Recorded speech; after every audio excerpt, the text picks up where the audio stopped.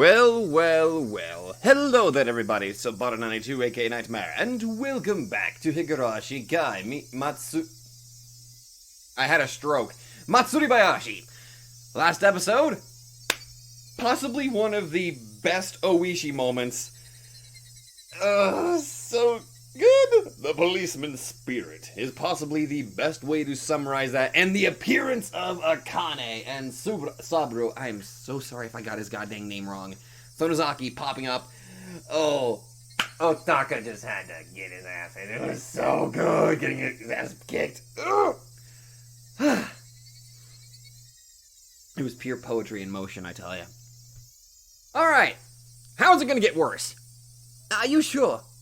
Did you really confirm that the Queen Carrier was at home yesterday? What do you mean by confirm? I just went by because I heard she caught a cold. So how could they have found her corpse? That's just impossible. That's right. That's impossible. But, unless it's confirmed, some people may misunderstand. Who would misunderstand what? I mean, the whole village would be a mess if they found out Rika is dead. This is the first time Irie is sure that Takano was lying. He doesn't even need to wait to hear from Tomitake. Takano's objective is the emergency manual. Its premise is about to be destroyed, and that's why she is panicking. She finally found someone who showed an interest in her research, which made her feel comfortable. Yet that someone is about to cut her off, and that's why she is panicking. She's as pitiful as can be. If possible, he wants to help her, but his hand won't reach her. It won't reach her unless she reaches out. Unless she asks for help, there's no way he can help her. Until she realizes it herself, no matter how much he reaches out, she will refuse his helping hand. However, his selfish imagination stops right away. Is Rika home or not? If she goes into details, she will become suspicious of him since he told her he saw Rika at home. That will put him in a very dangerous position. Yeah? A guy who has been on the phone puts down a receiver. Major, there's no answer. There's nobody home. Well, what is the observation unit saying? Since the 17th, the day they started their observation, there hasn't even been one phone call. Director Irie? That means Rika-chan is still at home, right? Yeah. I guess so. I'm not sure. She has gotten so much better. Maybe she snuck out or something. Today is the day of Watanagishi Festival, remember? I think there are some vendors set up near Rika-chan's house. There are a lot of people going in and out, so maybe an observer missed her. Well, can that be possible? After Director Irie left, the house has been sealed. I don't think she could have gotten out of a window. So the mountain hounds are sure that R has not left the house, right? Yes, we are sure. R is inside of the R residence, and she hasn't gotten out of the house since the 17th. We're sure about that. The only person who checked was Director Irie, and nobody from the mountain hounds checked. But you're sure about that, right?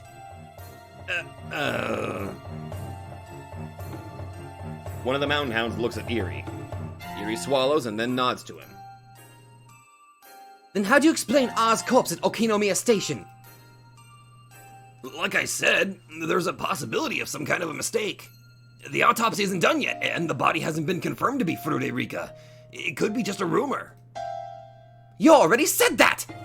How many hours do you think have passed since that rumor has gotten to Tokyo? Unless we do something about this, Tokyo will... Takano realizes Irie is standing right next to her and shuts her mouth. But Irie already knows what she wanted to say. Major, there's a phone call for you from Nomura-sama in Tokyo. Shit. I told her to give me a little time.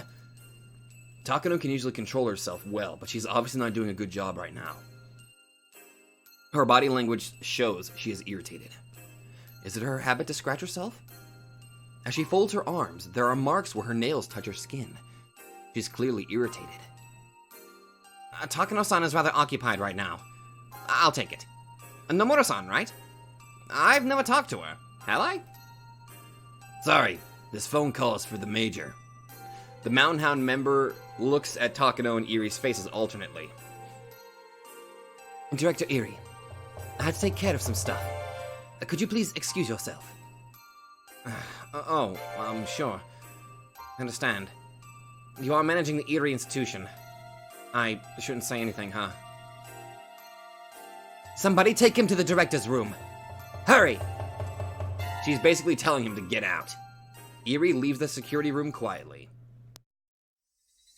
Hello? This is Takano. Sorry to make you wait. I'm sorry to call you repeatedly. So did you find out anything else? I'm sorry. I've ordered my men to get to the bottom of this immediately.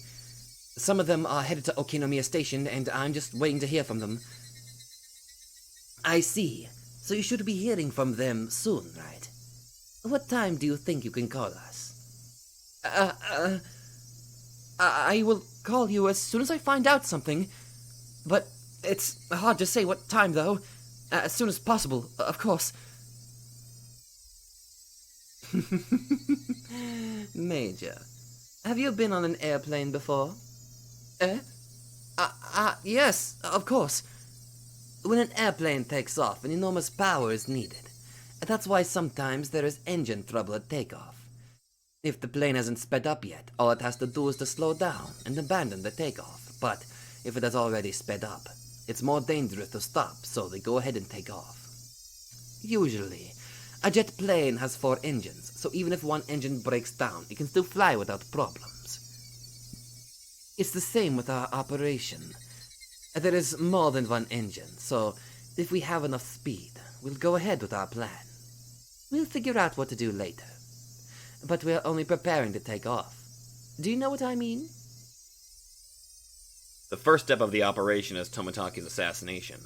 That hasn't even started, so what Nomura's saying is correct.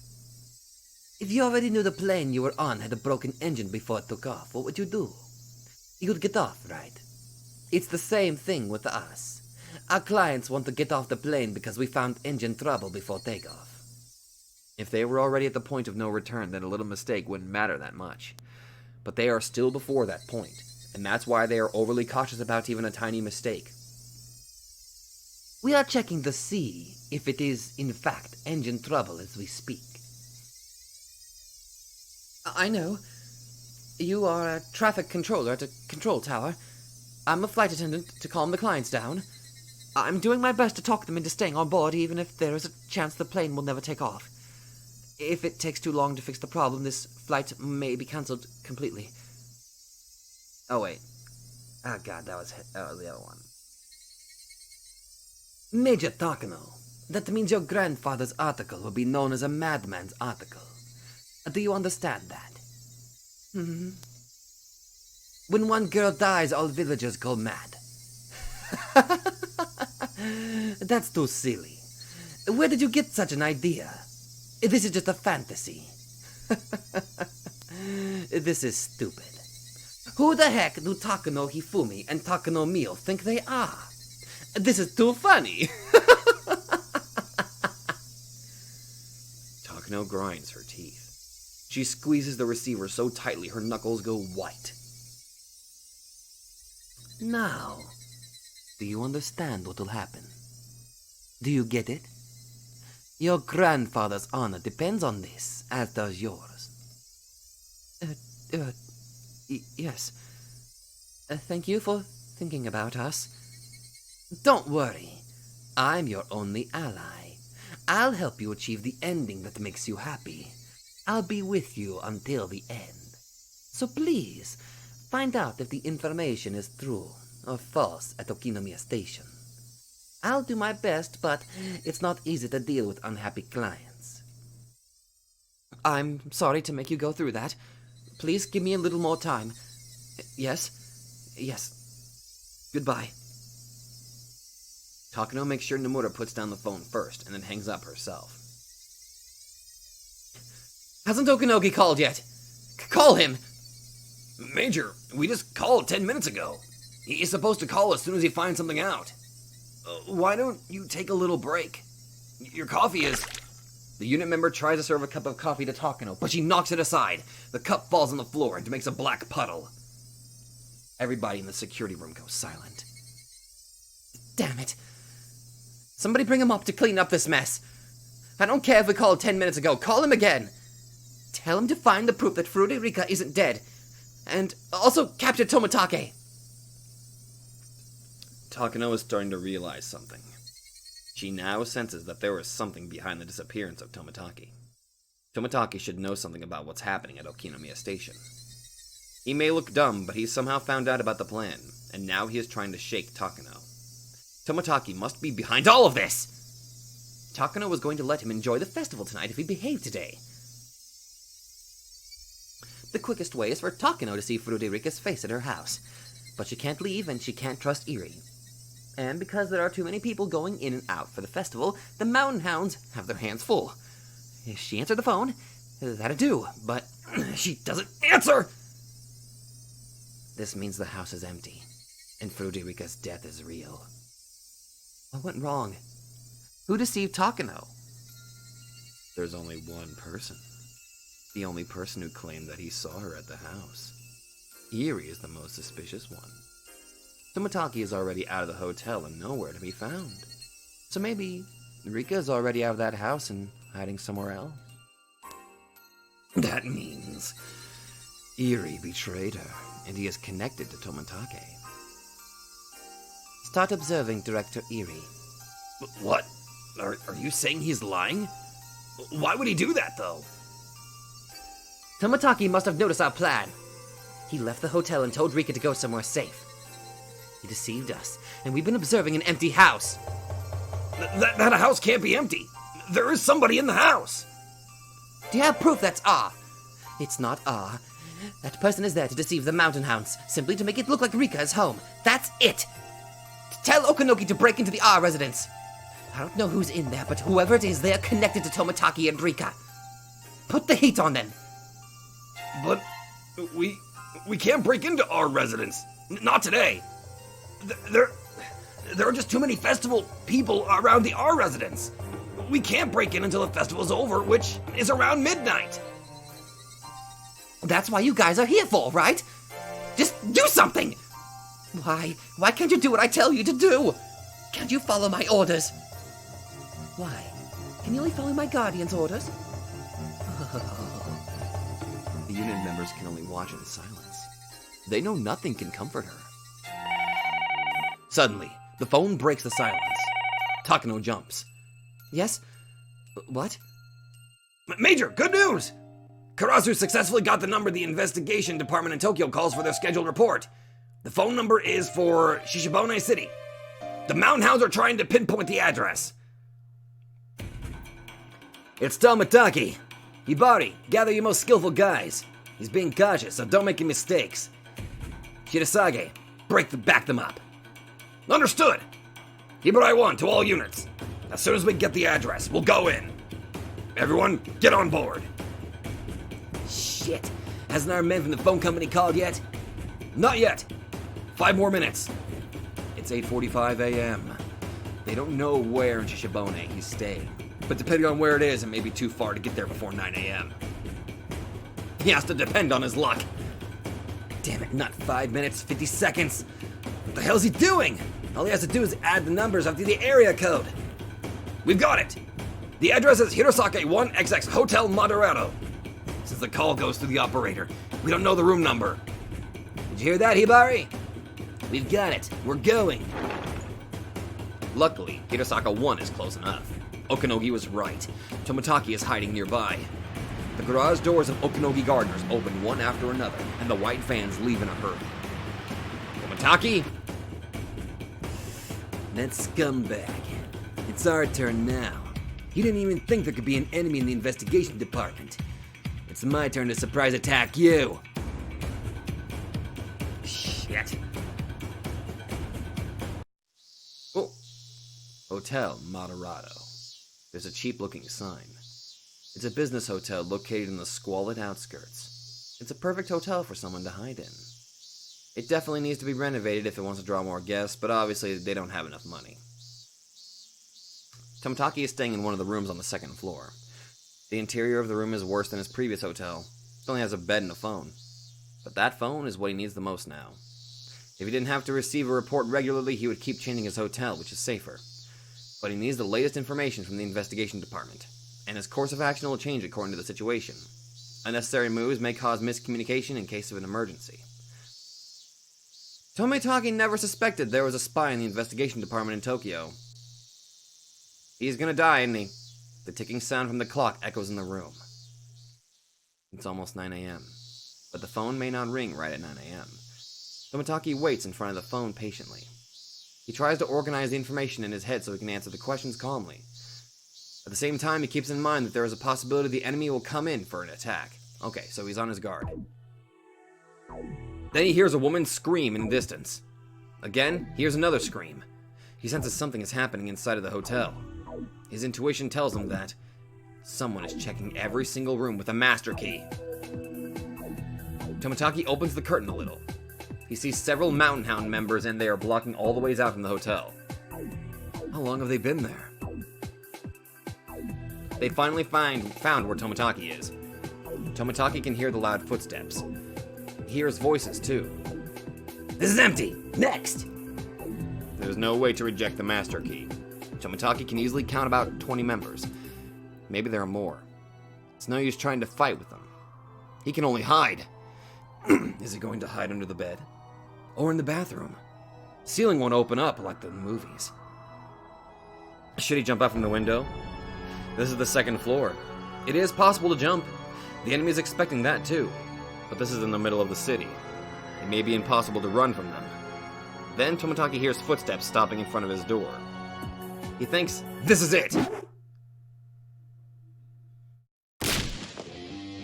He jumps out from the window! And of course, there are members of the Mountain Hounds waiting on the ground.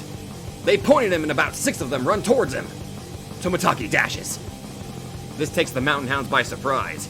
He started to dash right after he jumped out from the second floor. Tomitake was prepared to do something like this.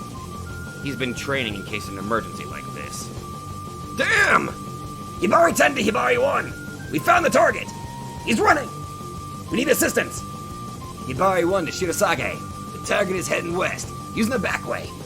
Stop him! Shirasage, roger. Shirasage 2 and 3 and 4. Head over there! Here he comes! That's him! 3 members of the Mountain Hounds jump out from behind the light post and stand in front of Tomitake. They prepare to stop him, but Tomitake keeps running at full speed. They realize he isn't running towards them to knock them down. He's trying to run past them. There's no point in taking a fighting position. They lower themselves and try to jump on him at the same time. Now! Whoa! Tomitake jumps over them. He jumps over them like an athlete jumping over a hurdle. But he isn't an athlete and they are not hurdles. Tomitake's heel hits one of the members. The other 2 guys thought they jumped on Tomitake. But Tomitake flies over them easily, and as he grabs onto the 2 heads, he smashes them against each other. Damn! He knows this won't stop them, but at least he'll gain a little time to run from them. The target broke through the west intercept. He's still running. Damn it, what are you doing? Shirasage 10, go around the car. Take the second left and we'll get him at 9 o'clock. Are you okay? Shit. Don't let him get away! What strength? Shit. My nose is bleeding. Tomitake sees a van with its door wide open ahead of him. It can't stop in time and it hits the wall. As soon as it stops, several members come out of the van. Stop him no matter what! Stop him! Come on, we have 5 guys. Tomitake sees 5 men ahead of him. But he doesn't think the 5 men can stop him. Why do trains honk at people on the rails? It's not because the train will get damaged, it's because the people will get hit. Out of my way! He yells like a horn on a train. He isn't telling them because they are in his way. He's warning them to move away so they won't get hurt. Look how many we are. We outnumber him 5 to 1. Don't tell me we can't stop him. No way! There's no way he can run past us. Let's go! Tomitake doesn't grin. Despite his pride saying that, a train doesn't grin. Oh!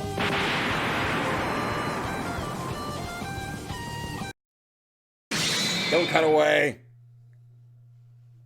Damn it. We captured Tomitake. Really? It doesn't take that long. I want to ask him some questions. Don't kill him, okay? Bring him over here. We'll kill him afterwards, but I've already prepared a great way for him to go.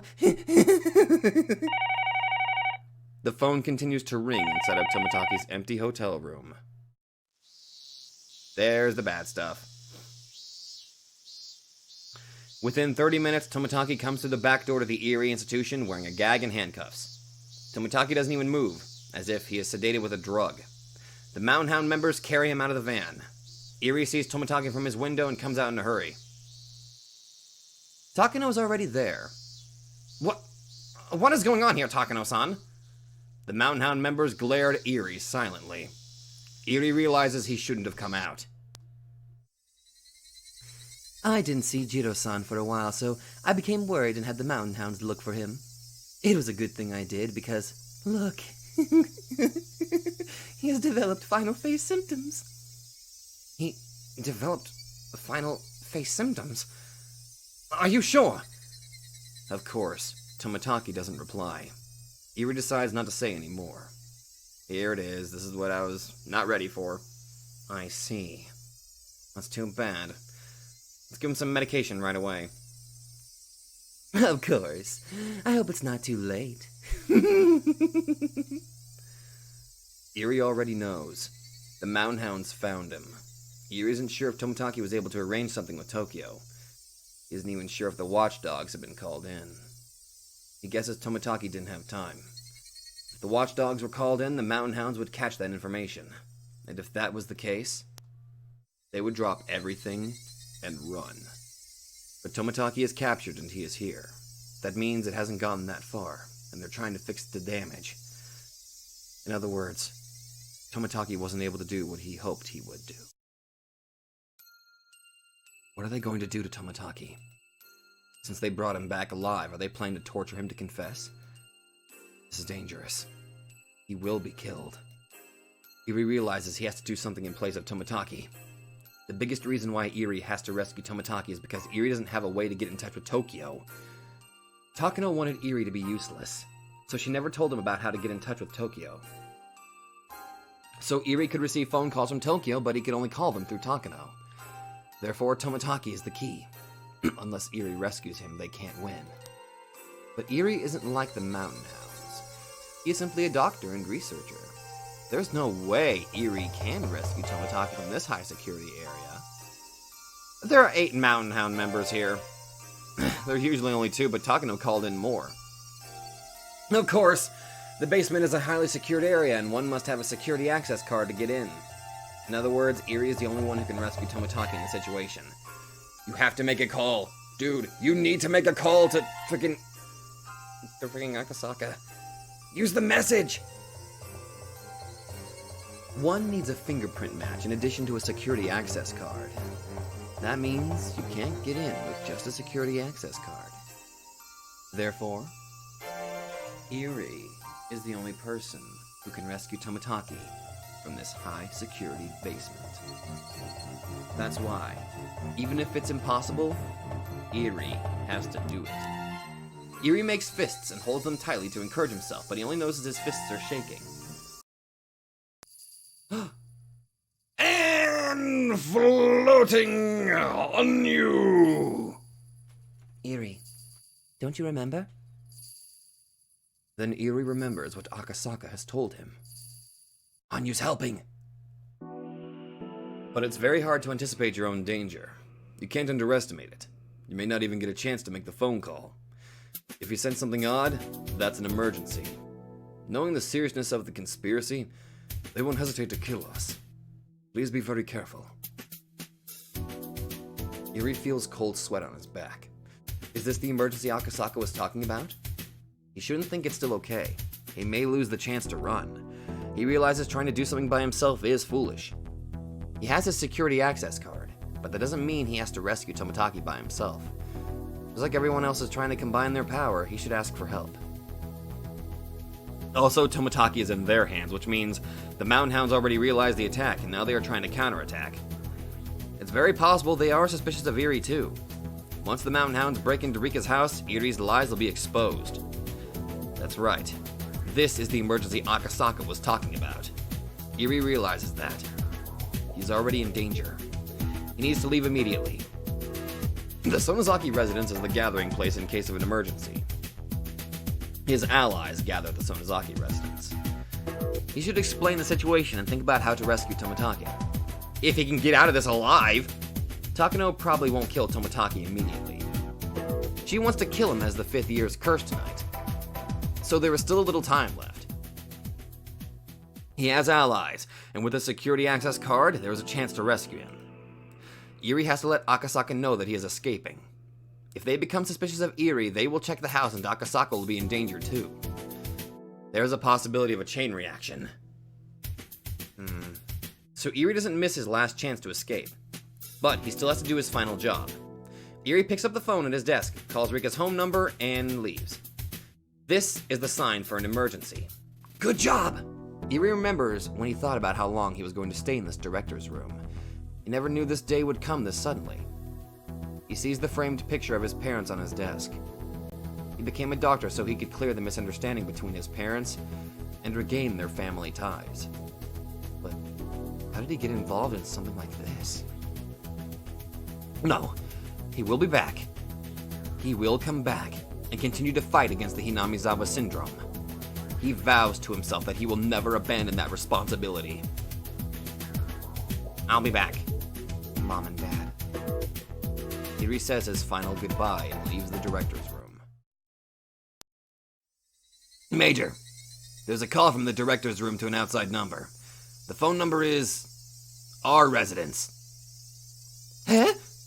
What does that mean? Can you listen in? Of course. We can listen in here. One of the members turns on the speaker. There's a sound of ringtones. Why is Director Irie calling that house now? Maybe R is at home and he's trying to let her know that Tomitake has been captured. That may be it. He has no idea we're listening in. What is Irie going to talk about? Takano waits patiently to listen in to a conversation, but the ringtone continued to ring. It has been over 30 seconds. There's no answer. Nobody is home. The director sure is patient. I guess he is sure that she's home. Major! We have the director on the security camera for the back door. The black and white quadrasect monitor shows Irie running out from the back door. What's going on? Who's calling from the director's room? Takano becomes completely confused, but the ringtones continue. Takano finally realizes what's going on. It's a trap! He knew we were observing, and that's why he made the fake call! Irie's a traitor! Catch him! And there goes freaking... Yep, I just lost Irie, didn't I? Security room on the first floor. Stop Director Irie! The target is heading to the staff parking lot from the back door. The 2 unit members who were playing cards in the security room on the first floor jump into action. The security room is located next to the back door, so Irie is still within reach. On the other hand, Irie has made a serious mistake. He could have left the clinic during the 30 seconds Takano and the guys were listening to the ringtones. But when he got to the parking lot, he realized he forgot his car key on his desk in the director's room, so he went back and got the key. Now he realizes he shouldn't have gone back. He should have escaped on foot. But Irie isn't used to this kind of an emergency situation, unlike Akasaka. This must be a typical mistake any normal person who has never gone through an emergency situation would make. Although he made mistakes, he didn't forget to call Akasaka. People usually get extremely clumsy when they're in a rush. All he has to do is to turn the key, but he can't even do that smoothly. He keeps turning the key. Finally, the engine starts. He thinks he is still okay. Even if someone questions him, all he has to say is that he was going out to get something. When he takes the side brake off with his sweaty left hand, he sees 2 of the Mountain Hound members dashing out from the back door. As the 2 guys look around, Irie's eyes meet with one of the guys' eyes in the rearview mirror. One of the guys points at Irie's car, and the 2 start running towards it. They both look extremely serious, and they sure don't look like they are running after him because he dropped a pen. Oh! Irie's body is suddenly covered in sweat. Before the guys can jump onto the car, Irie steps on the gas pedal and the car takes off with spinning wheels. Of course, the guys don't give up.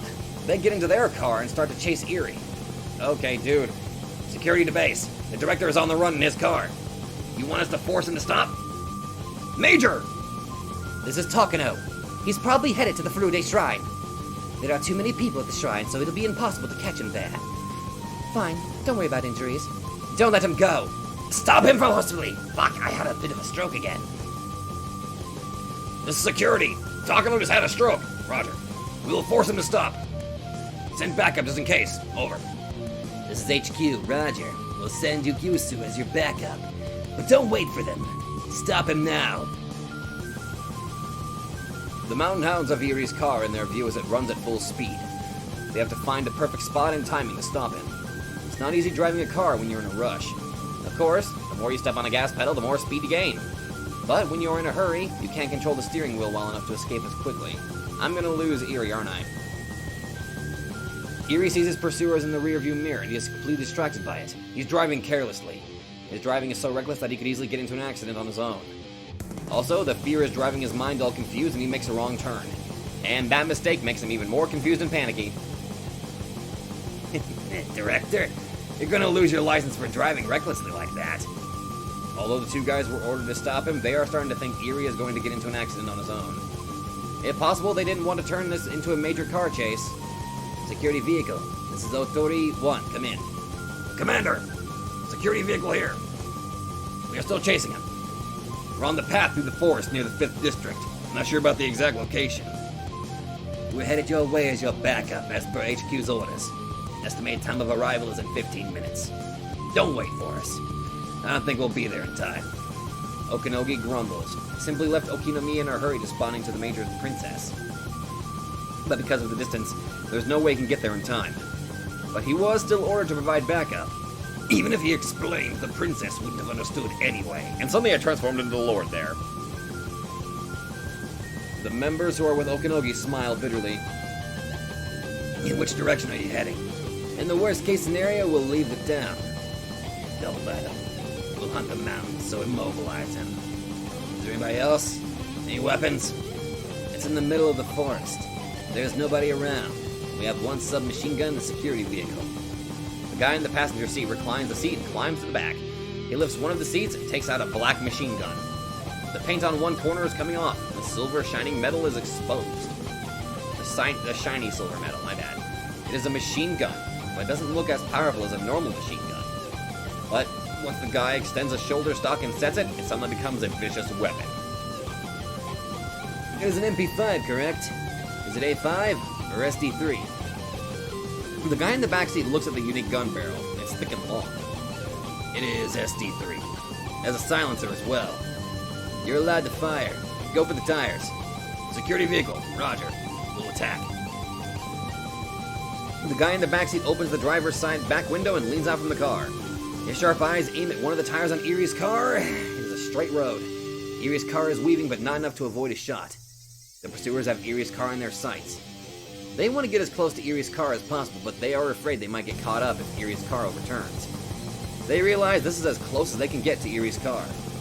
I'm going to fire in 3 counts. 3, 2, 1! Fire!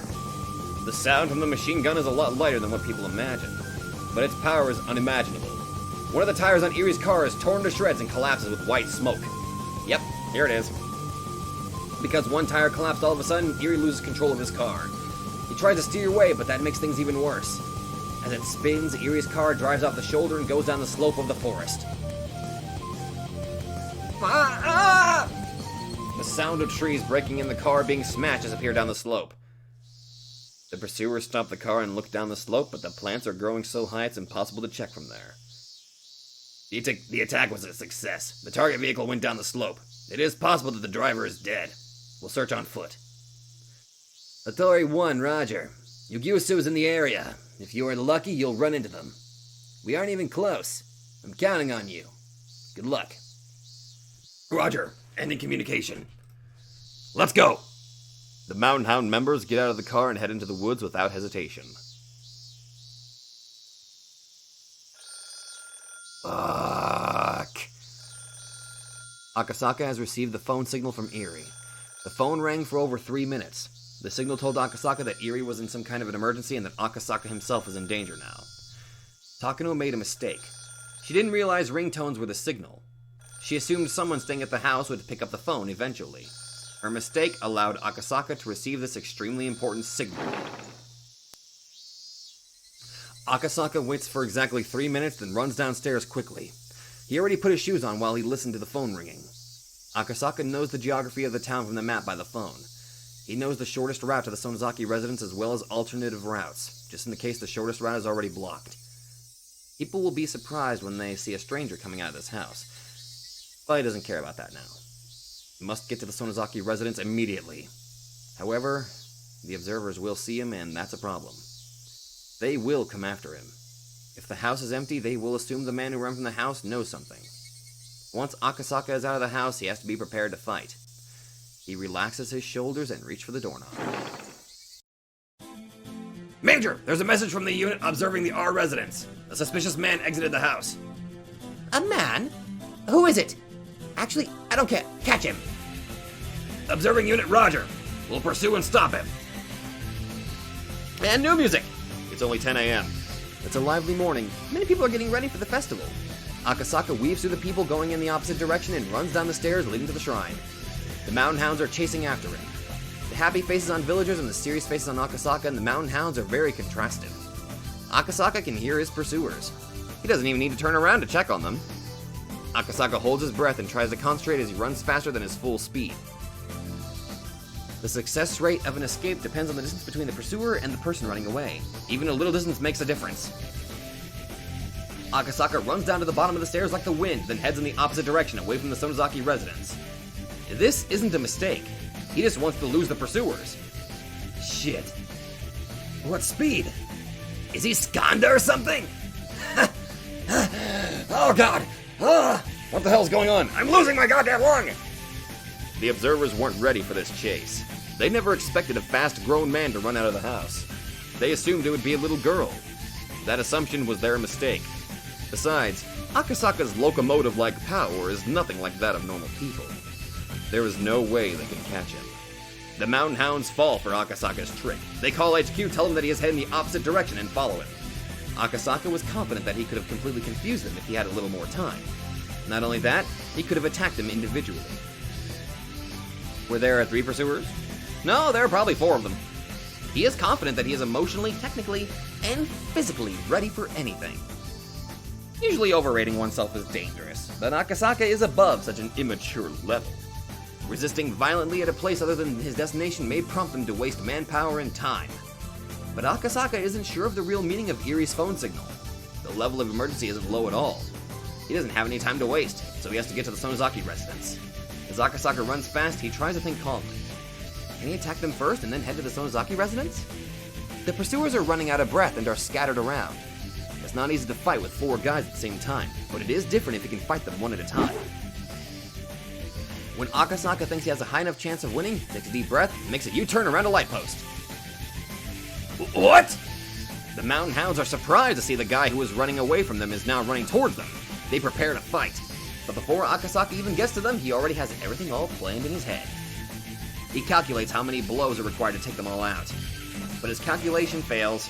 His famous armor piercer punch connects with the face of the first guy. He didn't need to think about a second blow. While the first guy is still up in the air, his second armor piercer takes out the second guy. Also, we have no confirmation that Irie is dead yet. There was a chorus of cicadas. Irie wakes up. He needs a little time to realize what has just happened. His seatbelt saved him from serious injury. Oh my god!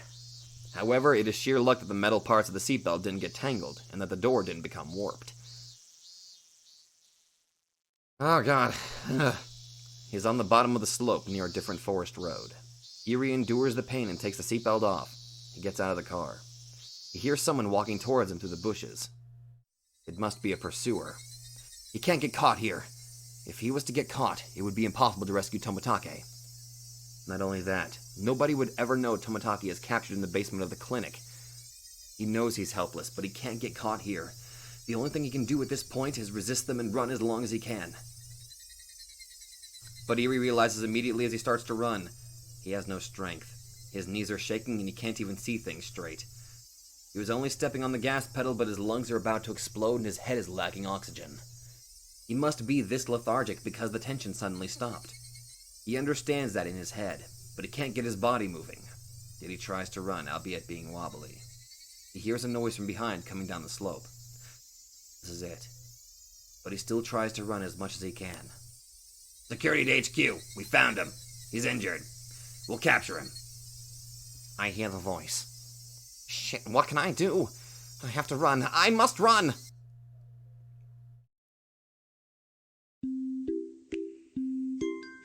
You must remember to retreat. Shion-san, what song is that you've been singing? Don't you know? It's really popular nowadays. Sorry, I'm rather ignorant when it comes to pop music.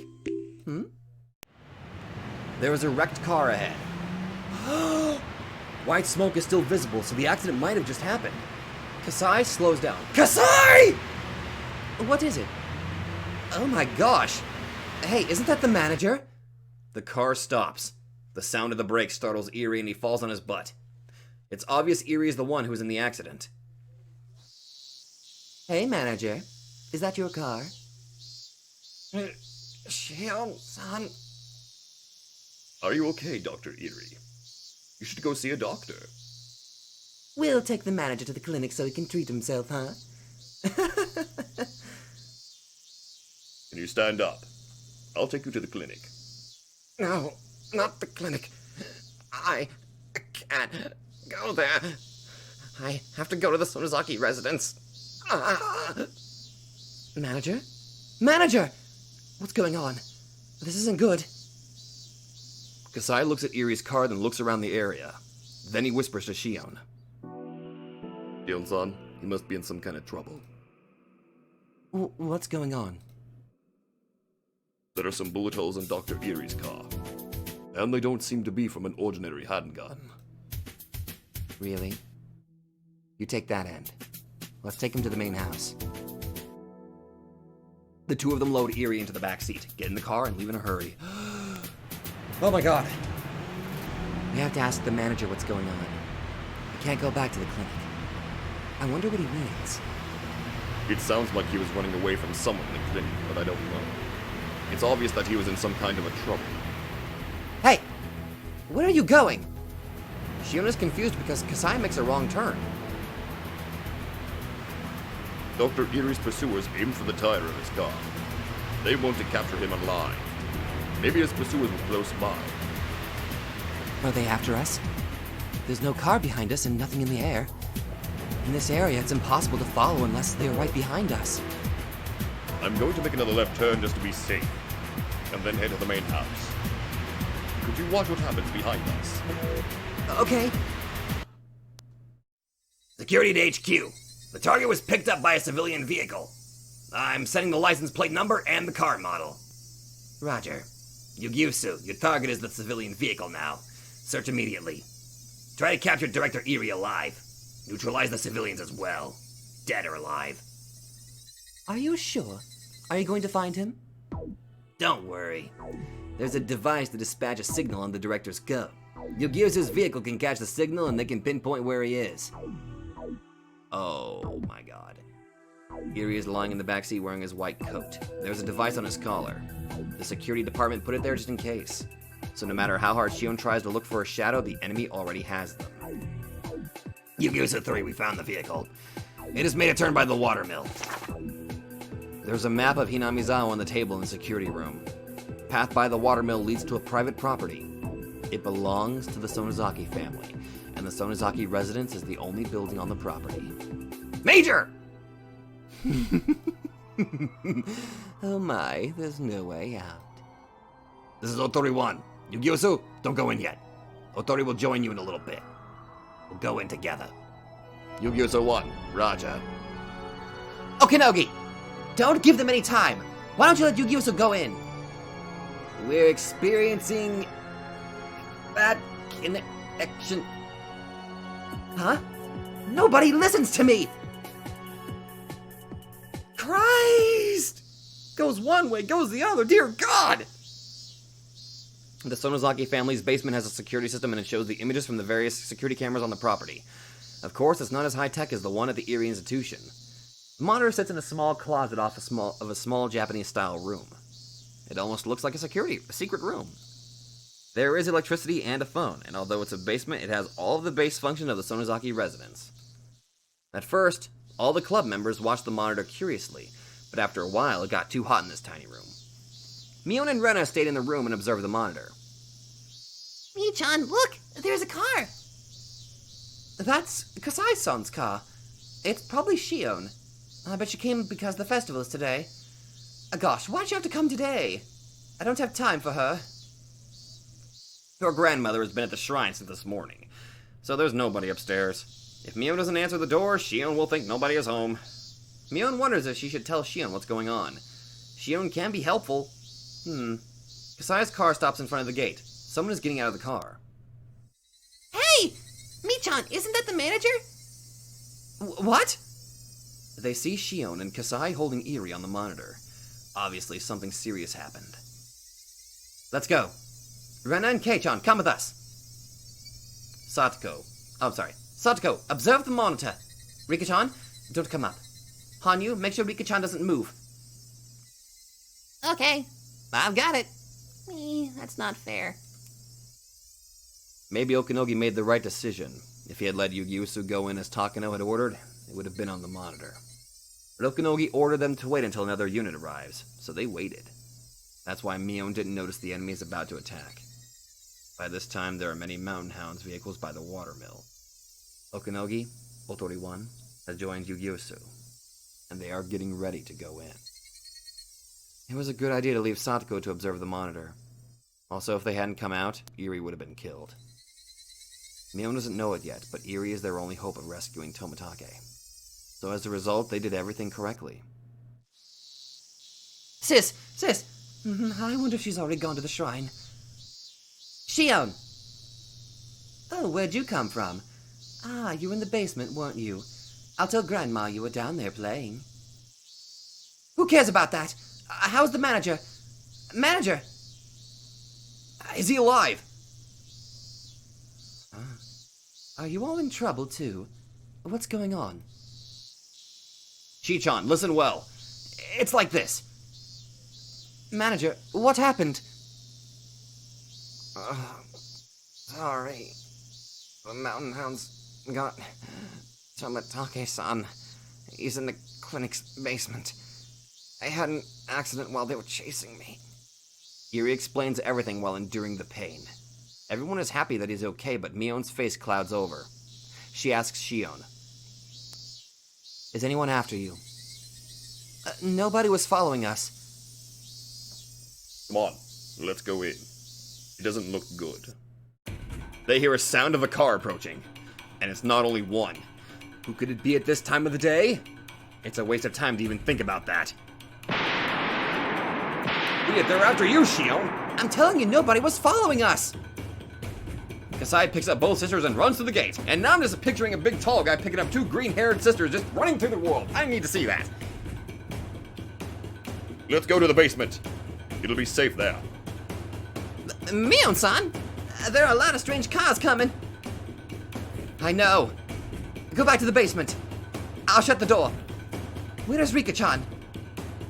She went into the secret room with Hanyu-san. Yugyusu 6, we found the target. We see some of R's friends, too. R's hiding there, I know! Right? Jiro-san? Tomitake is on the floor of the security room. His hands and legs are cuffed, and there's another pair of handcuffs to connect them. So he's bent backwards on the floor. He can't get up or even turn around. Takano laughs and pokes Tomitake's side with the toe of her shoe.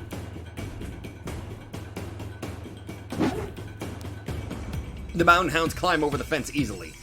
There's no need to explain at this point.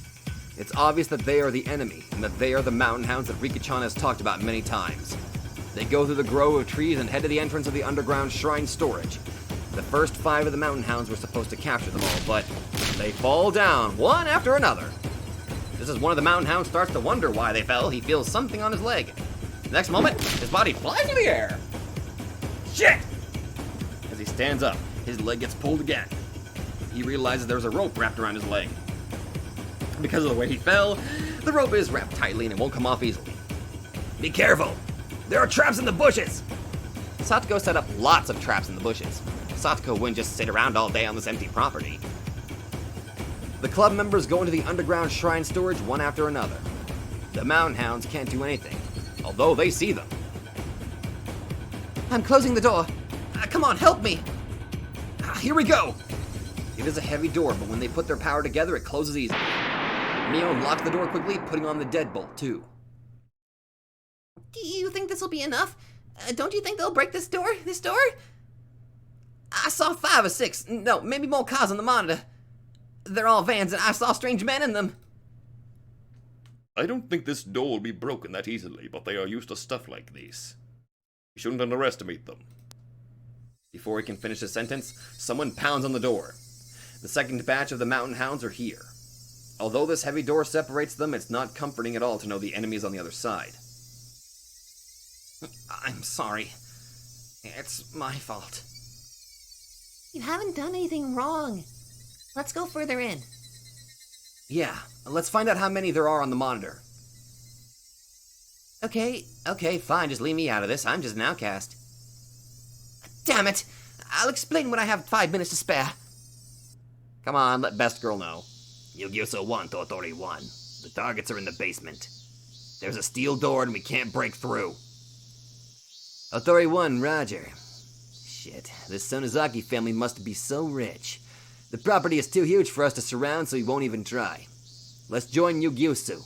Yu-Gi-Oh! Knock some trees down. We'll use them to ram down the door. Otori 7 to Otori 1. We have some plastic explosives for indoor use. Do you want us to get them ready? Plastic explosives are explosives for military use. There are various types, but he's talking about the ones specially made to break doors. Okinogi thinks it's a good idea at first, but then he changes his mind right away. This is a small village. If there was an explosion, everybody would hear. It's daytime, and they are on the surface. This is the worst time and place for the Mountain Hounds to do their job. Also, where the hell is Akasaka? An explosion isn't a good idea. Wait a minute. What time is it now? Yeah, it's almost 10 a.m. I got it.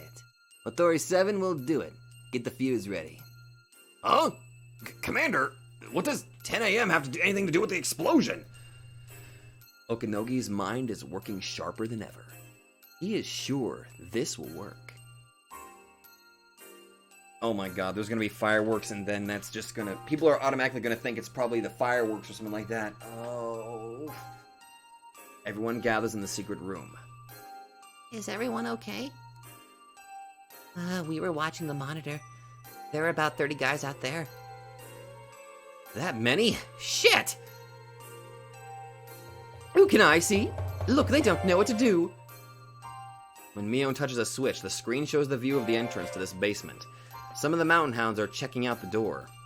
They don't appear to be trying to force open the door. They're simply at a loss for what to do. What are they going to do? They think we're stuck in here. So I'm sure they're going to break open the door. What the heck? What are they doing with a log? They must be thinking of using it to break the door. Satoko just said we are stuck in here. Then we should try to get out of here while they are trying to open the door. I agree with her. Besides, we have to rescue Tomitake-san. You're right. No matter how strong the door is, we'll be in big trouble if they find us. I think it's time for us to escape. Sis, don't you think we should call the police? Yeah, we completely forgot about that. Even if a spy at the police station hears us, there really isn't much he can do at this point anyway. I'm sure Noishi-san will come right over.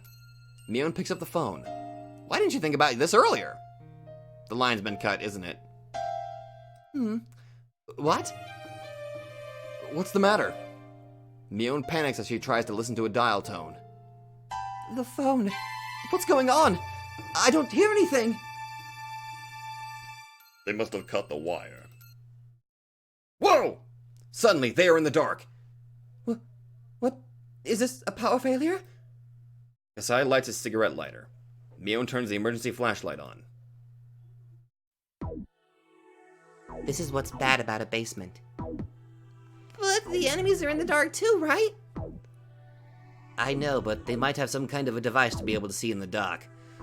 Don't you think so? Mion-san, why do you think they cut the electricity? Are they just going on the offensive? If nothing else, it is to turn the security system off. They were checking out the door. They didn't give up. They have a way to destroy the door and they don't want us to notice it? That's why they cut the electricity. Are they going to blow up the door? The door will be destroyed in a second, so we can't stay here, right? Michan, let's get out of here. Show us the way to the hidden well escape route. This way, everyone. Mion becomes confused with this chaos. She didn't underestimate the mountain hounds. She even considered that they would have some explosives, but she didn't think they would use it in Hinamizawa during the day. Somebody will hear the explosion. Is there such a thing as a silent explosive? They must be crazy. They don't care about a little danger. This is a crazy situation, but the mountain hounds are always very careful. I don't know about Takano-san, but there is no way Okanogi-san would allow an explosion during the day. Yet they're still going to do it, huh? Very well. I don't know about explosives, but just like a silencer on a gun, isn't there a silent explosive? No way. They all make similar sounds when they explode. Oh, I get it. You're a staff member for the Watanagashi, aren't you, manager? What time do they let people know if the festival's going to take place? I'm pretty sure it's 10 a.m. Do you think just like on a track and field day? If you want to hide a tree, hide it in the forest, huh? Rika knows Okanogi well. He always complains that he has to guard Rika like she's a princess. Rika never expected Okanogi to be so sharp. That's why Rika is more mortified than anyone else. The mountain hound set explosives on the door to the basement quickly. Long wires are connected to the explosives and the mountain hounds are waiting at the other end, lying flat on the ground. One of the members holds a detonation switch. All the wires gather at the switch. It's almost 10 a.m. This morning I thought it was bad luck this happened on the day of Watanagashi, but now I'm glad this happened today. Okanogi realizes he can use this festival day effectively himself. He is going to make sure his enemies get what they deserve. On the morning of a village event, people use fireworks to let villagers know an event is going to take place that day. This method is often used for track and field days. Since Watanagashi starts in the evening, fireworks go up at 10 a.m. That's when the fireworks go up and make loud noises. Since Hinamizawa is located in a ravine, the sound echoes, and it's hard to figure out where the sound is coming from. That is an advantage for the mountain hound. Now! A loud noise and a shock shake the ground like an earthquake. The explosion must have warped supporting beams everywhere. This is a discomforting squeaky sound and dust falls from the ceiling. It was powerful. The explosion must have blown the door. The explosion took place without anyone noticing it. Come on! This way! Mion leads everyone into one of the rocky caves. There is a well-hidden vertical tunnel there. It is called a hidden well, but it is actually a very eerie vertical tunnel. They don't have enough flashlights for everyone, so there's no way for them to see the entirety of this eerie vertical tunnel. Are you telling us to go down there? How far does this go? Well, I threw my sister down there one time. Hey, why are you telling them that? There's a horizontal tunnel after 30 meters. We can get to the well in the mountains through that tunnel. Okay, then why don't you go first, sis? Since I went down there last time, you... Wait, I sent you down there. Never mind. You know the way around here better than anyone here. Huh? Do I have to? Who else? Kasai and I will be the rear guards. Come on, hurry up! Okay. Mion was going to take the rear end, but Mion and Shion know instinctively. Because there are many of them, the rear end may not make it in time. Unlike the iron door at the entrance, once the enemies are in, all they have to do is go through the inner doors, and they are easily breakable. The route is basically a straight line. They probably won't get lost getting here. That's why Shion took the rear guard job before Mion took it. That's because she is really the older sister. Shion wants to protect her younger sister, who is playing the older sister in this real emergency. Mion knows what Shion is thinking instinctively. Mion understands the relationship between her sister and herself. Mion isn't the only one who feels guilty for taking the older sister's position. Shion also feels guilty for making Mion take responsibility as leader of the family. And finally, here's a chance for atonement for Shion. Mion-san, you have the key to the armory. This is the time to open it. Mion throws over the key silently. Kasai and Shion take the key and run deep into the rock tunnel. Listen, everyone. It's about 30 meters to the horizontal tunnel. If you fall, that's it for you. It's dark, so be very careful as you go down. If you are the ones waiting, make sure to light the way for the others, okay? I think only one or two can go down at the same time. I'll go first. Come on, give me some light. Mion-san, be careful. The ones using the flashlights, be careful too. If the lights were on, they could have gone down quickly. There are actually a few light bulbs inside of the well. Of course, Mion already checked them. It is now certain that the enemy has cut the electricity to the basement.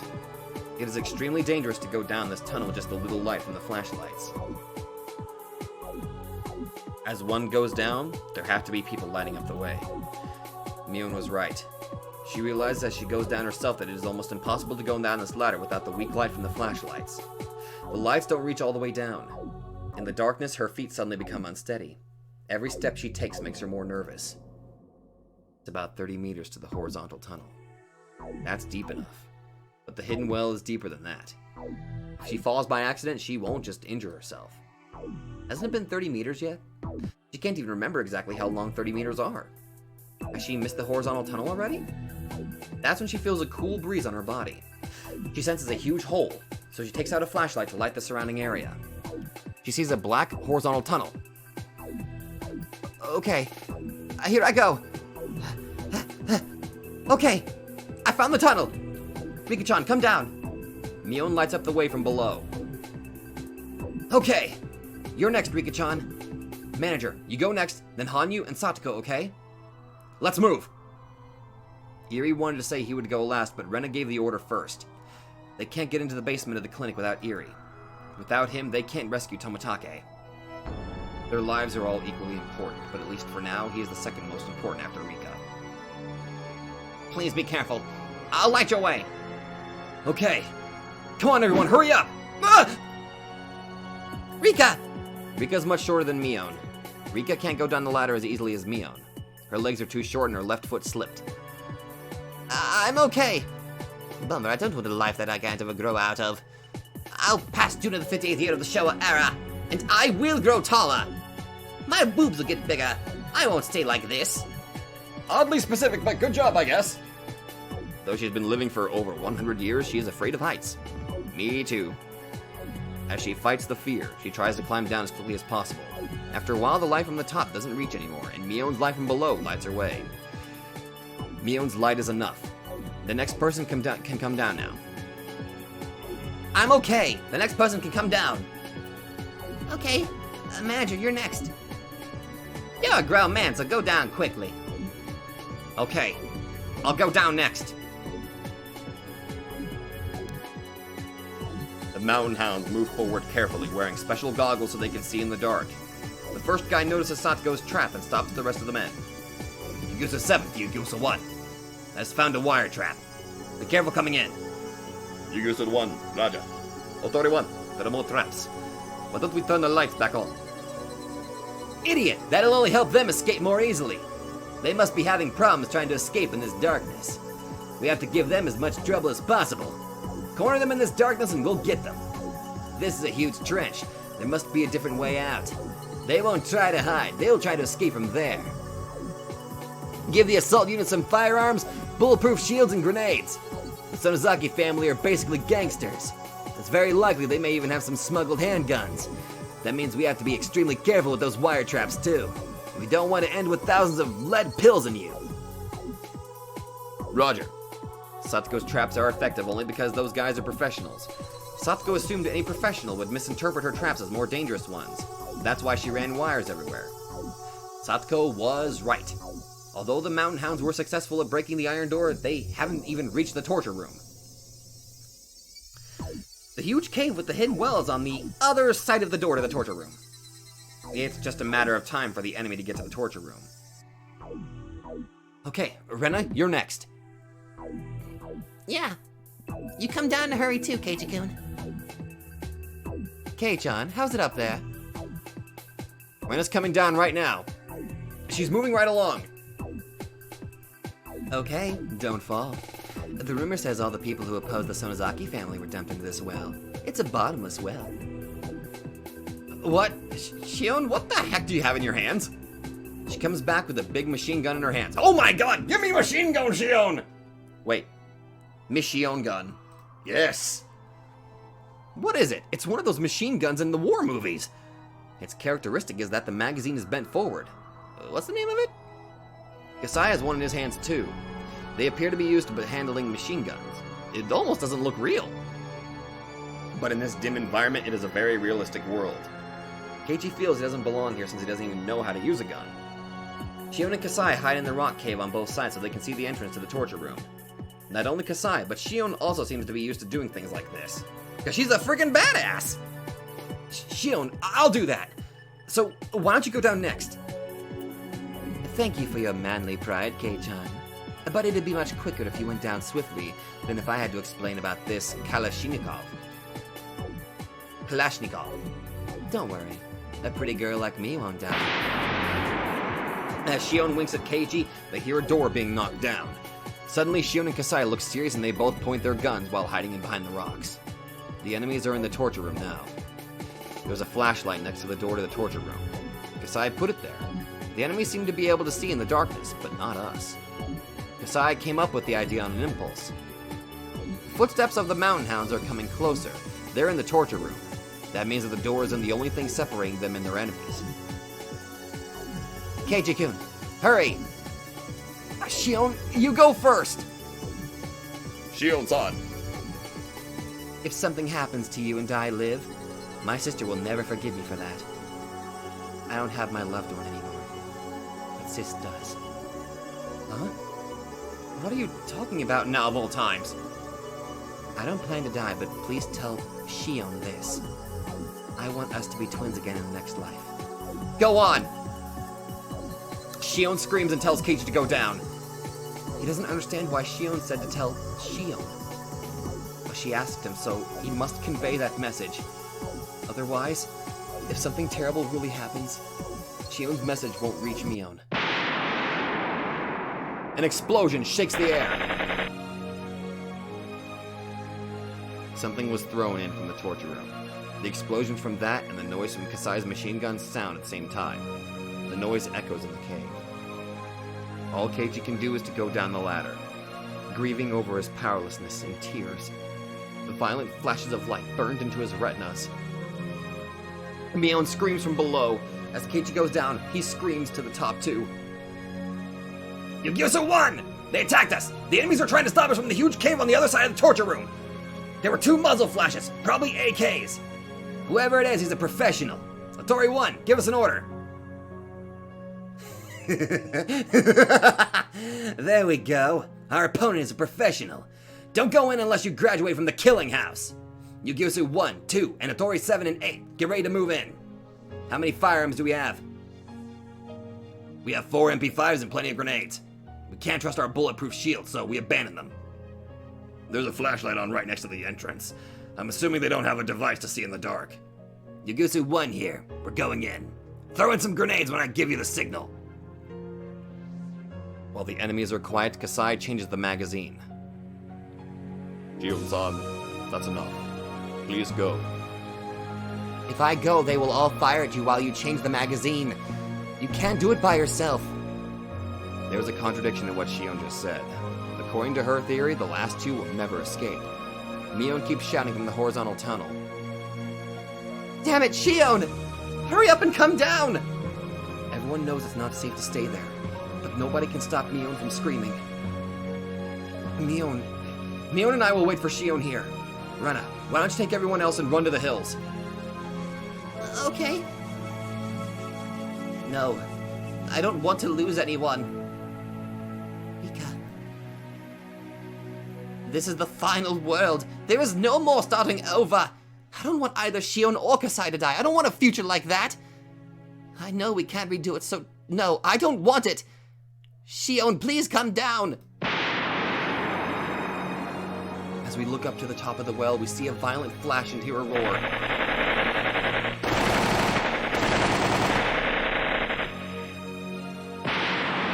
Then they hear explosive sounds.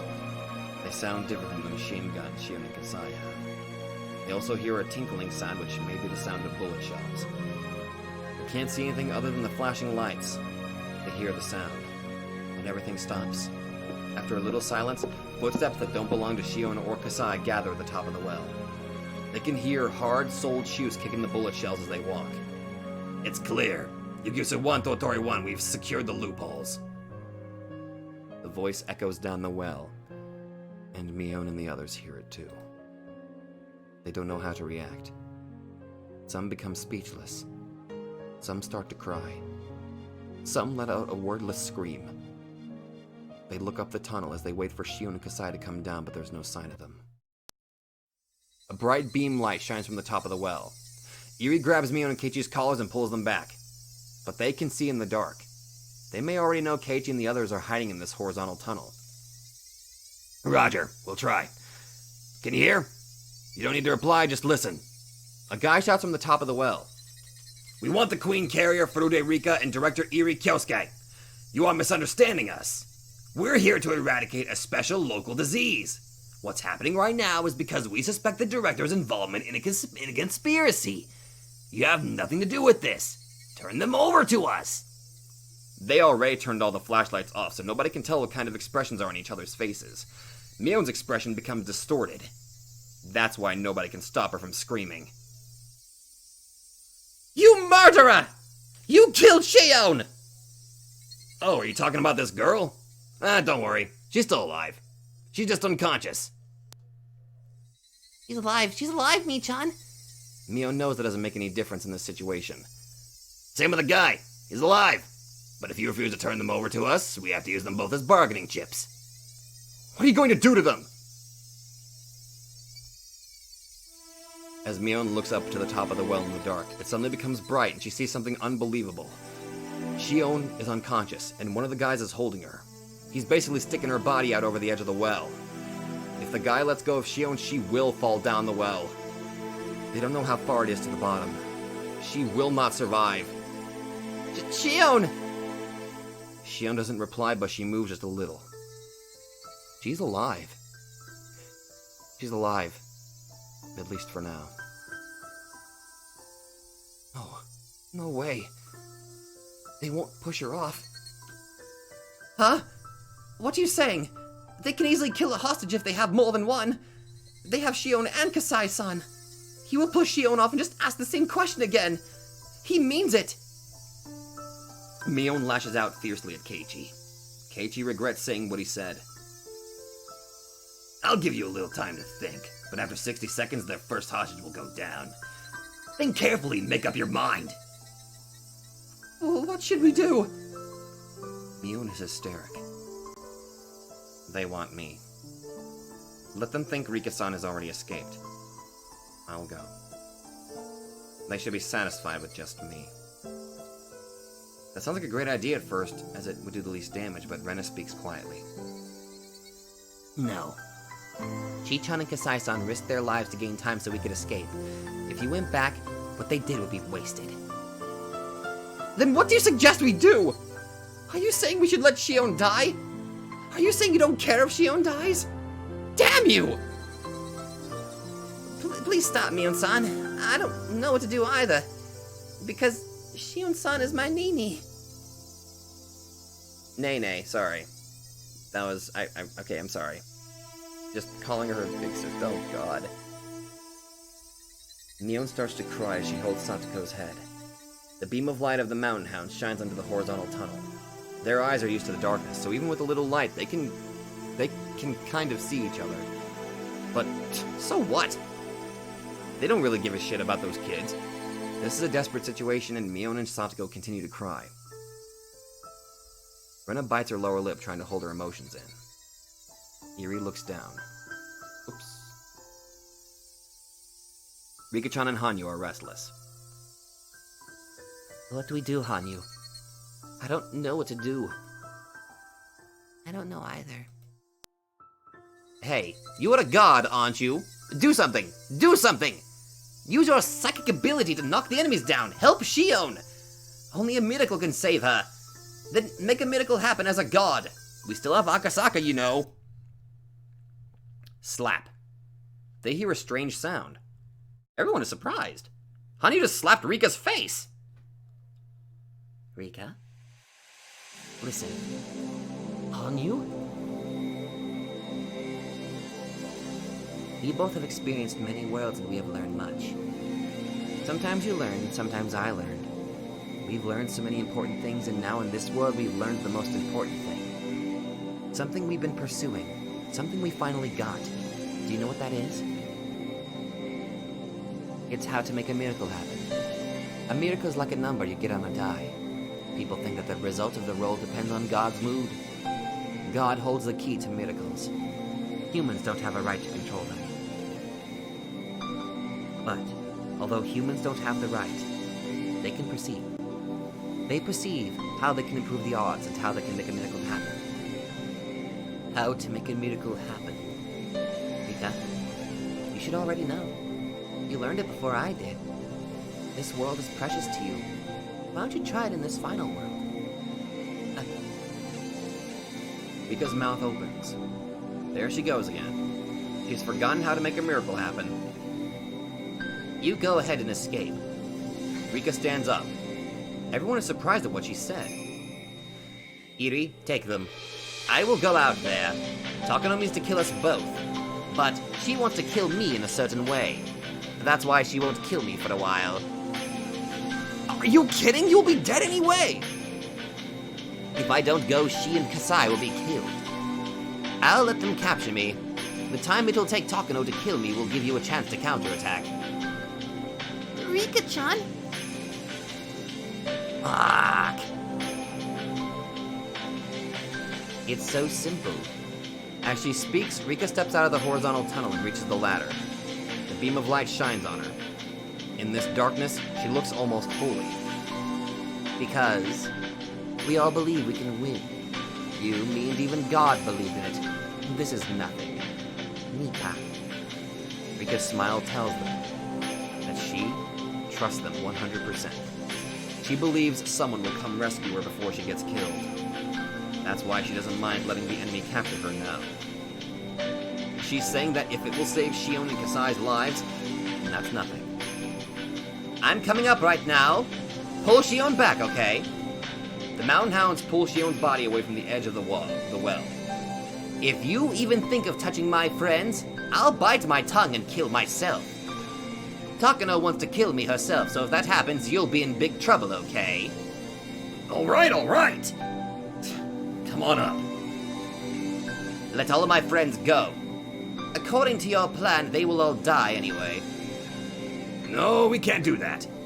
We won't kill them, but we have to restrain them. Well then, maybe it's quicker just to let go of the ladder here than to bite my tongue. This is a very deep well. If you can't find my body, that'll be a problem too, right?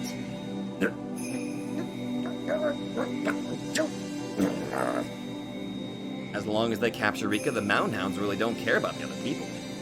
They were ready to kill the rest if they resisted once they had Rika. That's why they won't agree to Rika's request. They start to think that maybe they should just lie to Rika. But that's when they hear something. Hanyu starts to speak with a clear voice, and those eyes! Her voice has such a mysterious tone. It sounds like it's coming from below the surface of the earth, but also it sounds like it's coming from heaven. Hanyu speaks. I am saying I accept the deal. My servants, do as I say. Furude Rika is coming up. You will fulfill her little request. Heaven will not give to those who aren't willing to give themselves. It's not necessary for humans to think too much. Know your own abilities. Dude, what the... Help? Authority, help! Ryusu 1, the member who has been demanding their surrender is suddenly overcome by a strange sensation. He's in an advantageous position, but it doesn't seem that way anymore. And this girl's voice, there's something strange about it. Her voice has something that's holy and sacred. He instinctively senses it. Humans can only negotiate with humans. Humans are not allowed to negotiate with anything that's above them. Wait. I'll check with the commander. Wait a minute. Ryusu 1, Tori 1. The guy was feisty until just a minute ago, but he's completely perplexed now. Everyone is stunned by Rika and Hanyu's mysterious auras. He will come rescue you right away, okay? Rena mutters as she tries to hold back her tears.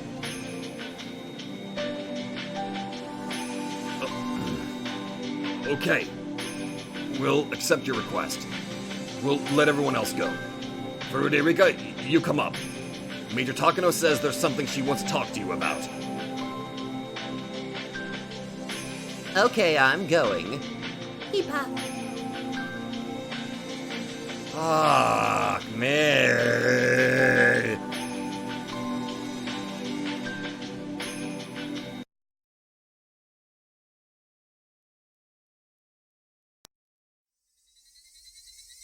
Fuck you!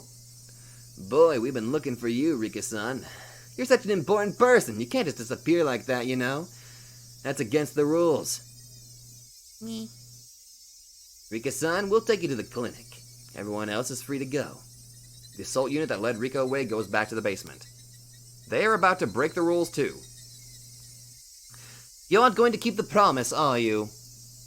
A promise? What are you talking about? Wow, we don't want you to bite your tongue. Hey! As Rika tries to run, Okinogi grabs her fragile arm. She fights back, but her resistance means nothing. One of the members takes out a syringe from a case. It shouldn't kill her, but it probably will put Rika to sleep. What Takano needs isn't a chatty Rika. She only needs a live queen carrier. If she gets that shot, that will be the end of this world. Before Rika can scream, the other member covers her mouth. Hurry up, give her the shot. The member with the syringe comes closer to Rika's arm. Rika's being grabbed from behind and her mouth is covered. There's no way for her to fight. She keeps repeating in her mind, I believe. Even when I'm asleep, I believe. She believes someone will wake her up. And the first thing she sees when she opens her eyes will be her beloved friends.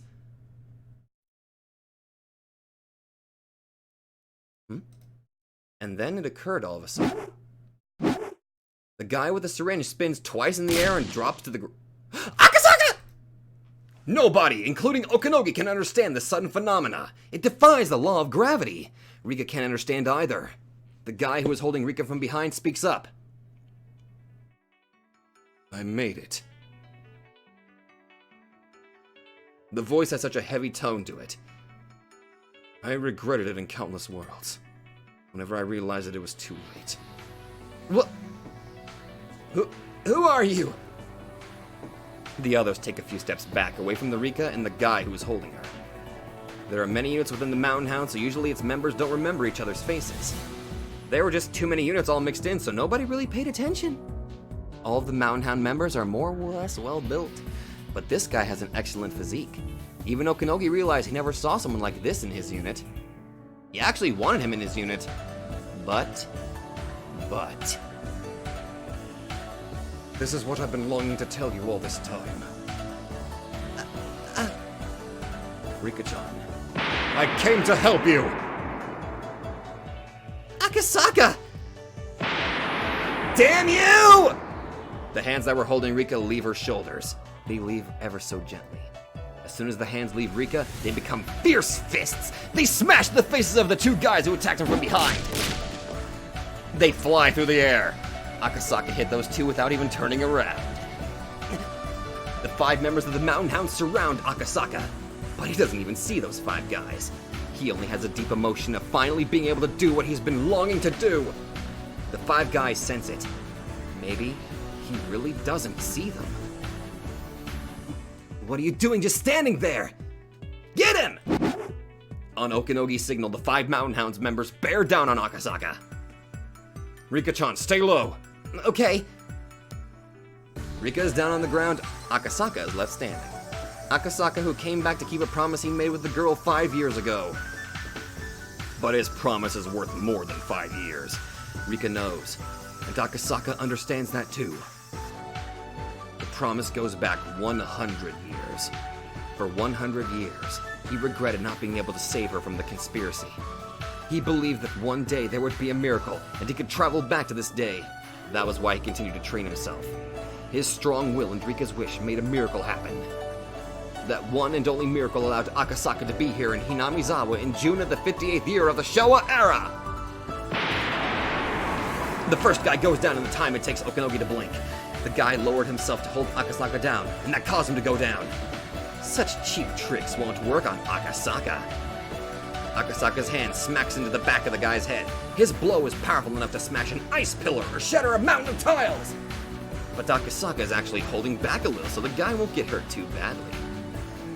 Akasaka goes all out from the very first shot. That's why he only needs one shot. He's unrelenting! Akasaka's well-trained fists continue to knock down the Mountain Hound members, one for every time Okinogi blinks. Okay, maybe I should stop blinking. Oh god, he's making it faster. One hit per guy is all Akasaka needs. This is true karate! Akasaka's colleagues praise and fear his power. His power is like armor-piercing ammunition. Weapons are useless against him. No matter how hard his victim tries to protect himself, it means nothing to Akasaka. But Akasaka is too strong for the Mountain Hounds to understand that. It's as if he's a giant they have to crane their necks to see. Akasaka doesn't even give the evil guys time to think. Someone from Mountain Hounds must have called for backup. About a dozen members come back. Don't worry, Rika-chan. As long as I'm here, I won't let them touch you. I'll draw some pictures while I wait. As Rika stays low on the ground, she picks up a stick and starts to draw some pictures. That makes Okinogi even angrier, but he calms himself down. And then Okinogi's intuition as a fighter tells him, numbers don't matter. Even the full force of the Mountain Hounds won't be able to defeat this monster. All the fighting units are still down in the basement. There's no way they can take him.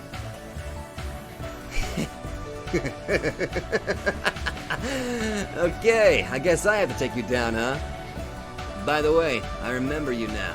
Your face brings back memories. Boy, you've grown, huh? You are. You don't recognize me when I speak the standard language? Okay, how about this then? My god, it's been a while, eh? You've grown a lot, huh, boy? It has been 5 years. This is the guy Akasaka fought when he was on the kidnapping case of the minister's grandson. Akasaka was inexperienced then. I was ordered to go easy on you, so I held back. But I won't hold back today. That fat guy won't come help you either. But you've improved a lot in the past 5 years, huh? I'm happy. I've been hoping for something like this for 5 years. You guys, you stay out of this. He's mine! Okinogi takes off all his equipment and throws it on the ground. He loses one button and positions himself. Akasaka looks at him and and raises his guard as he squints a little. Okinogi takes it as an insult. Okinogi is sure that Akasaka doesn't think he's a match for him. In other words, his behavior is telling Okinogi that he's the same as the other Mountain Hound members. Akasaka moves and takes a position for the first time. He does that so Rika won't be caught up in the fight. Akasaka hasn't even moved a bit until now. Okinogi estimates that Akasaka's power is extremely high. But at the same time, he thinks Akasaka is easy to take down. Karate nowadays is simply a sport. The army combat Okinogi is trained in is completely different. Obviously, Akasaka has studied a lot, but what he does is just a child's play. All he does is routine moves and forms. Besides, karate moves are fairly straightforward. Okinogi is confident that he can fight karate pros and win, but you seem to forget something about karate. It's a defensive fighting style. I might be confusing that with something else, actually. I hope I'm not wrong. I hope I'm right. Okinogi starts his meticulous footwork, walking on tiptoe. On the contrary, Akasaka doesn't move from his oboe-like stance. Akasaka acts as if Okinogi's footwork is simply a trick, which makes Okinogi furious. Okinogi moves fiercely and nimbly, which is completely different from how Akasaka was moving earlier. Akasaka remains calm, but Okinogi interprets his behavior differently. He thinks Akasaka is acting this way because he knows he isn't good enough to fight, so he's prepared to get injured himself as he tries to fight with Okinogi. Ah! Akasaka can't defend himself from Okinogi's quick blow when it connects with his face. It is a quick but light attack. Its purpose is to distract Akasaka and create an opening for Okinogi. Okinogi knows Akasaka will use his arms to guard his face instinctively. Okinogi's real purpose is to attack his abdomen and will be unguarded. Of course, Akasaka doesn't have enough time to guard himself. His ability to see a moving object doesn't help in this situation. Only Okinogi, who trained for many years, comprehends this technique. Normal people would struggle helplessly while vomiting as if they were to experience Okinogi's kick. It could even rupture internal organs. So it is pretty amazing that Akasaka is still on his feet. What's the matter, Mr. Karate? Can't you fight back? What? Akasaka mumbles something, but Okinogi can't hear. Actually, he did hear it. But Okinogi never even dreamed of hearing such a word in a situation like this. And that's why he can't hear. He can't understand. Too light. What did you just say? Your attack is only meant to defeat your opponent. That's why there's no weight to it. Huh? What are you talking about? Karate nourishes you spiritually. To attack others, you have to learn to be attacked. When one realizes how his attack yields much pain and sadness to others, he finally learns about the true meaning of attacking and being attacked. You aren't even close to being there. That's why your attack has no weight to it. Are you saying I'm still immature? Okinogi attacks Akasaka again, but this time Akasaka is different. Akasaka stops Okinogi's fists and legs. Of course, Okinogi is still the only one attacking, but Akasaka starts to become more fierce. Now, as Okinogi attacks, his hands and legs are being smashed. Is that really the best you've got? Okinogi instinctively senses he's in trouble. He thought Akasaka was just a policeman, but his moves are too dangerous. He's merciless. He's dangerous. Akasaka's training and experience must far surpass Okinogi's. Wait, that dynamic heel isn't karate, is it? Akasaka's heel kick misses Okinogi's head by a millimeter. You do something other than karate, don't you? No, I only do karate. Don't lie! Some of your moves aren't part of karate. Okinogi starts to become impatient. The reason Okinogi ridicules martial arts as a sport is because they only do certain formatted moves.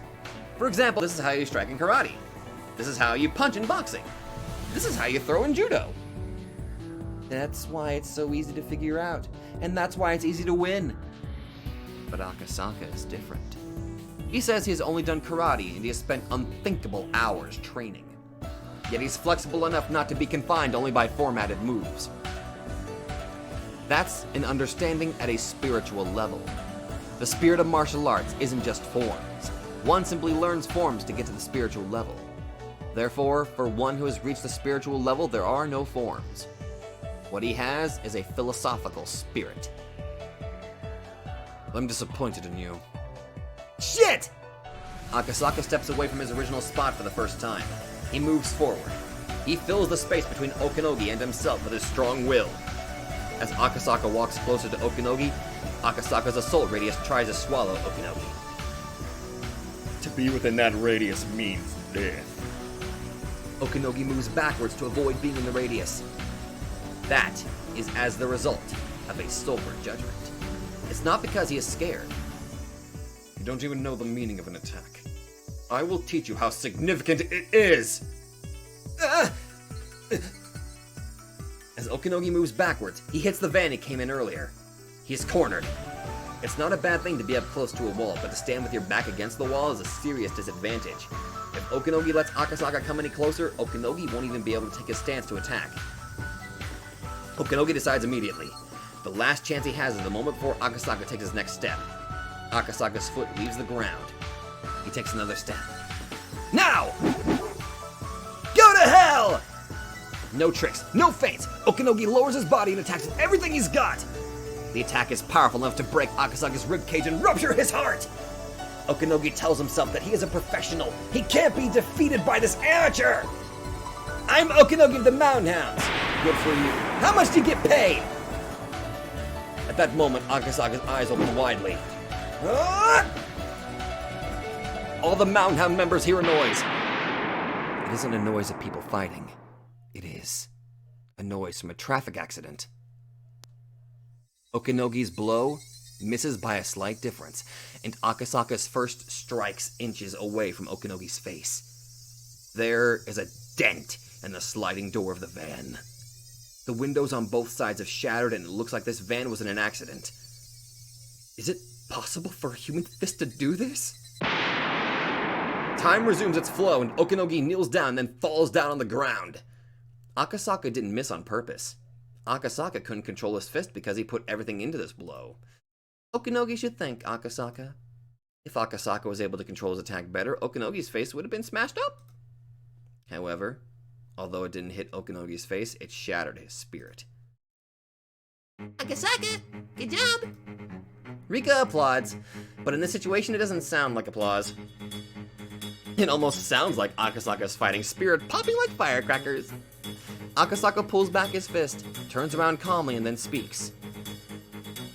Who's next? I don't want to waste time, so why don't you come all at once? They know now. Everyone knows. There's no way to defeat Akasaka with their bare hands. They realize they need weapons. They also need more people. There should be a better equipped unit in the basement. Then suddenly things move quickly. The Mountain Hounds are coming up from the basement. You are not permitted to fire on the surface! I repeat, do not fire on the surface! Otori 1, give us permission to collect R and retreat immediately. But the Mountain Hounds who just witnessed Akasaka's battle against Okinogi realize it's time for them to run. They don't even care about Rika. Who would even think of taking Rika after seeing what Akasaka is capable of doing? When Okinogi regains his consciousness, he jumps into the van with the Mountain Hounds as it drives away. Since Okinogi took off his intercom device to fight with Akasaka, he had no idea what was going on in the basement. After the Mountain Hounds broke the promise with Rika, they were supposed to round up the club members. But when Akasaka showed up, the Mountain Hounds had to be divided into a group ground force and a basement force, which changed the situation.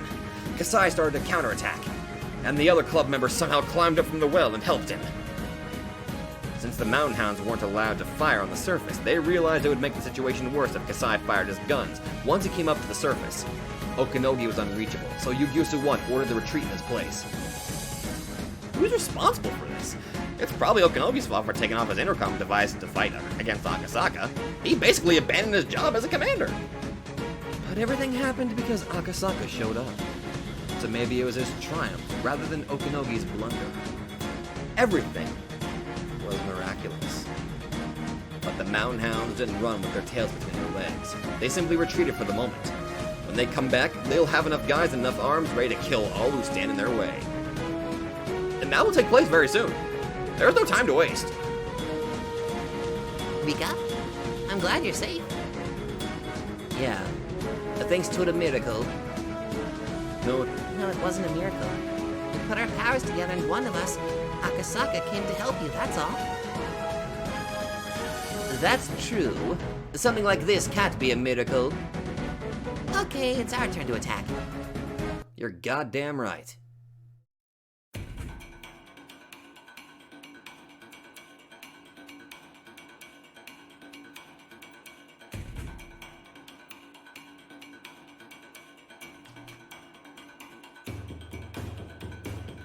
Okay. To clarify this, I wasn't ready to record a ridiculously large amount. For one, I worked a very long day at work, and I got a much earlier day tomorrow. But this was worth it. This was worth the lack of sleep. This was 1,000,000,000% worth it. But unfortunately, I literally cannot go any further right now, so thank you all so much for watching. I need to... Oh my god. Badass Akasaka is best. Akasaka beating Okanoji. Sorry.